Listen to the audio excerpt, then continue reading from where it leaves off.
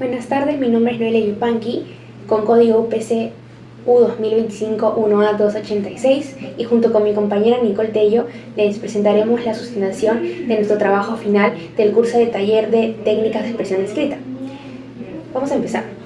El conflicto de nuestro cuento titulado Lo que el tiempo no puede devolver es que Valeria, una joven de 19 años, recibe un mensaje de su padre después de 10 años sin tener ningún tipo de contacto con él.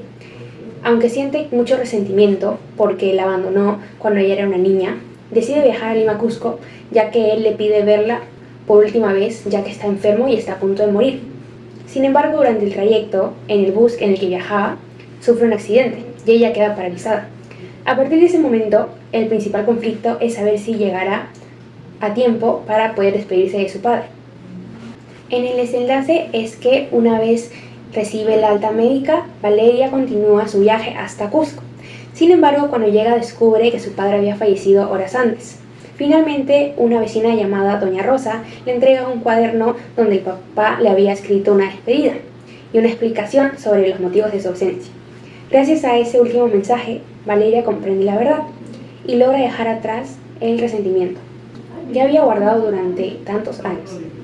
Con respecto a los personajes, tenemos a la protagonista Valeria, que es una joven de 19 años, de tez clara, con textura delgada y cabello oscuro.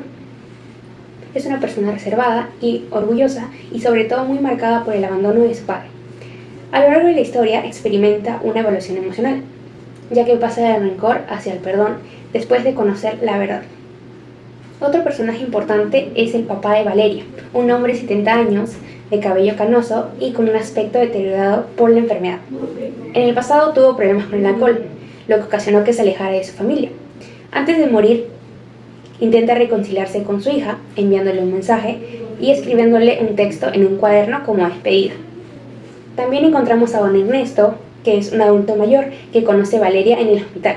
Él comparte con ella la experiencia de haber perdido a su esposa sin poder despedirse, y gracias a esa conversación la motiva a Valeria a continuar con su viaje.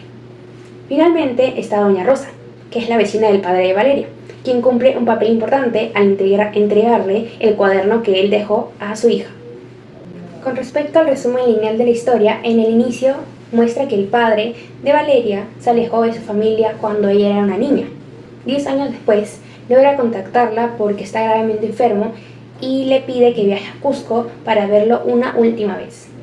Aunque al principio duda debido al resentimiento que siente, finalmente decide emprender el viaje en busca de respuestas y para poder cerrar esa etapa de su vida.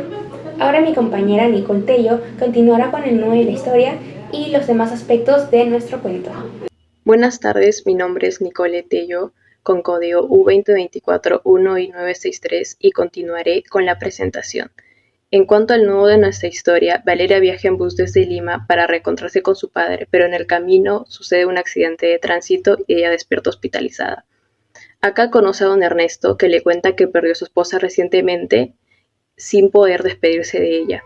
Después de esta interacción, Valeria reflexiona sobre la importancia de las oportunidades, así que apenas sale de alta continúa su viaje hacia Cusco. Al llegar, se da cuenta que su papá falleció pocas horas antes, así que doña Rosa le entrega un cuaderno donde él dejó una despedida escrita y una explicación de por qué estuvo ausente tantos años. Al leerla, Valeria comprende que su padre siempre la amó y siempre la quiso, a pesar de sus malas decisiones. De esta manera logra cerrar este capítulo y soltar este resentimiento acumulado por tantos años. En cuanto a la estructura de nuestro cuento, es no lineal, empieza con ella hospitalizada y usa flashbacks para explicar el mensaje del padre, la decisión de viajar y el accidente, para luego continuar en orden cronológico. Está narrado en primera persona y en pasado, con retrospecciones. Integramos intencionalmente 6 patrones oracionales, 5 recursos rítmicos y 6 recursos de lenguaje figurado. Por ejemplo, usamos la recurrencia de palabras o frases en la siguiente frase. 10 años sin visitas, 10 años sin llamadas, 10 años inventando excusas. ¿Por qué? Porque queríamos transmitir el peso de la ausencia. También en el escrito del padre trabajamos un paralelismo en la siguiente frase. Todo lo que hice, lo hice por ella. Todo lo que callé, lo callé por ella. ¿Por qué? Porque queríamos reforzar la culpa del padre.